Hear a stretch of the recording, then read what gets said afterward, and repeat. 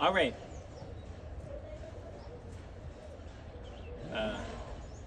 Jechoota kanneen yoon beekin afaan Ingiliffaa hedduu isin dhiba. Mee jechoota kanneen haalaan. Namni baacoo jaalatu, namni qalladuu jaalatu. Maal jennaan? Fun loving. Fun loving. Excellent.